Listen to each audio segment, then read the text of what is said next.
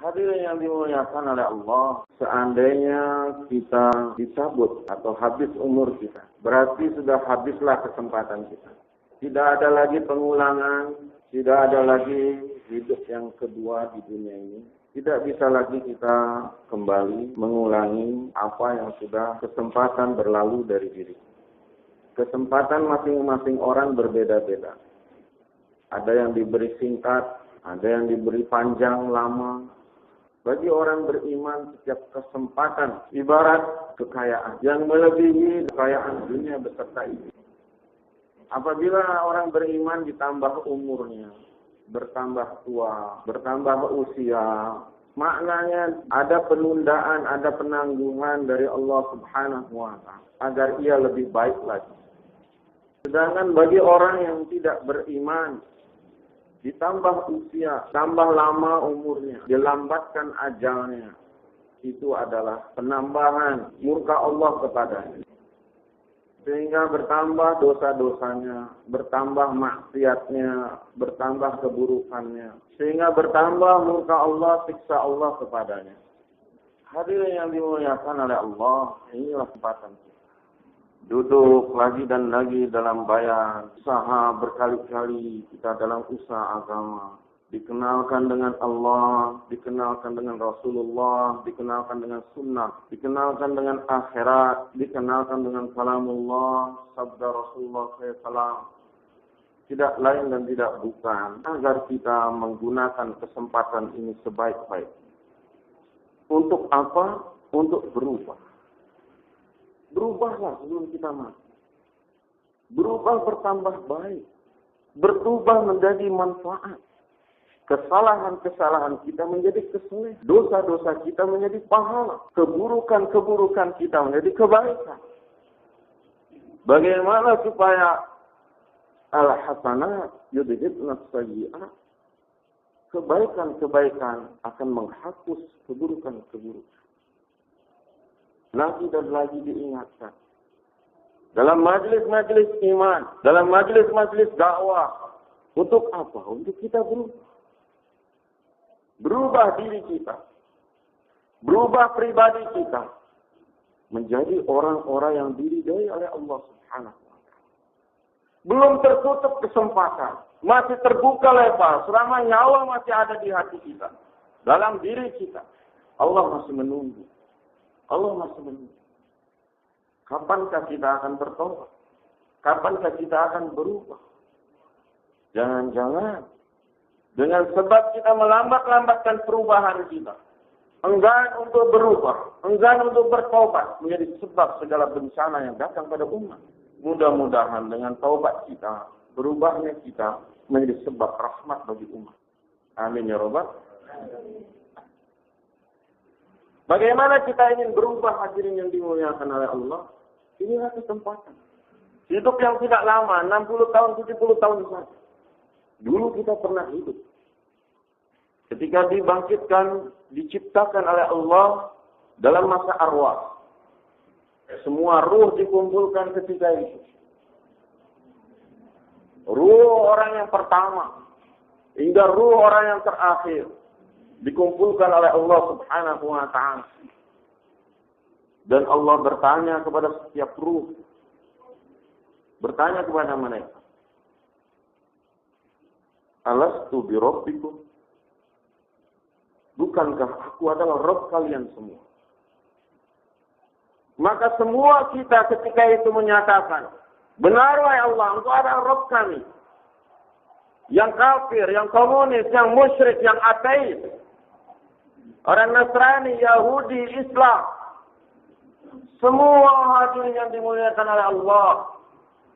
Fir'aunnya, Namrudnya, Qarunnya. Hitlernya. Orang-orang mereka zaman-zaman dahulu kala. Penyembah-penyembah berhala. Penyembah-penyembah matahari. Penyembah-penyembah api. Semua menyatakan, bahwa Sayyidina. Benarlah ya Allah, kami menyaksikan itu adalah Rabb kami. Tidak ada yang ngeyel, tidak ada yang membantah, tidak ada yang ragu-ragu, tidak ada yang pikir-pikir. Semua menyatakan dengan tegas, Engkau adalah Rabb kami, ya Allah. Kami akui. Maka disitulah hadirin yang dimuliakan oleh Allah, alim ulama menyebutkan bahwa alam ruh adalah alam untuk menyempurnakan pengakuan, kesaksian. Alam ruh adalah alam di mana kita diminta untuk menyempurnakan kesaksian kita. Sehingga sempurnalah kesaksian, sempurnalah pengakuan. Benar wahai Allah, la ilaha illallah. Ketika itu semua menyaksikan dengan ini. Allah adalah Rabb kita. Tapi masa itu sangat singkat. Demikian singkat sampai kita pun tidak ingat. Entah berapa detik, entah berapa second. Miliaran, triliunan manusia dikumpulkan ketika itu. Demikian singkat sekali. Dibutuhkan hanya pengakuan. Dan Allah dapatkan pengakuan itu. Kemudian hadirin yang dimuliakan oleh Allah, datanglah tahap kedua. Ruh ini sesuai dengan gilirannya dimasukkan ke dalam rahim-rahim para ibu. Tergantung pada zamannya masing-masing. Ditiupkan pada janin-janin yang Allah Subhanahu wa Ta'ala ciptakan di perut para ibu. Maka janin-janin ini pun begitu 4 bulan telah membentuk dari air segumpal air, kemudian segumpal daging, kemudian dibentuk hati semua ta'ala menjadi seorang bayi. Di situ Allah Subhanahu wa Ta'ala tiupkan ruh. Pada masa itu, tidak ada lagi diminta pengakuan kita. Karena ruh ketika itu dalam keadaan muslim, dalam keadaan taat. Setiap ruh ketika itu dalam keadaan mengaku, bersyahadat. Maka dikatakan, kullu mauludin yuladu ala fitrah. Setiap maulud, orang yang lahir, bayi yang lahir, semua dalam keadaan fitrah. Sesungguhnya mereka semua adalah muslim. Walaupun anak siapa, setiap bayi mereka telah mengaku ketuhanan Allah Subhanahu wa Ta'ala. Maka begitu di dalam janin hadirin yang dimuliakan oleh Allah, Allah berikan bukan lagi kesaksian, tapi Allah berikan kesempurnaan jasad. Diberi telinga, diberi mata, diberi rambut, diberi daging, diberi kulit, diberi jantung, diberi limpa, diberi ginjal, diberi urat, diberi syaraf, diberi otak, disusun serapih mungkin oleh tangan-tangan yang luar biasa, maha ahli dari segala yang ahli. Jutaan syaraf itu dirakit oleh Allah, diset oleh Allah dalam janin, disempurnakan oleh Allah Subhanahu wa Ta'ala. Ahsanut taqwim, sebaik-baik penciptaan. Bentuk yang maha sempurna, diciptakan oleh yang maha sempurna. Maka dikatakan oleh ulama, alam janin adalah alam untuk penyempurnaan jasad.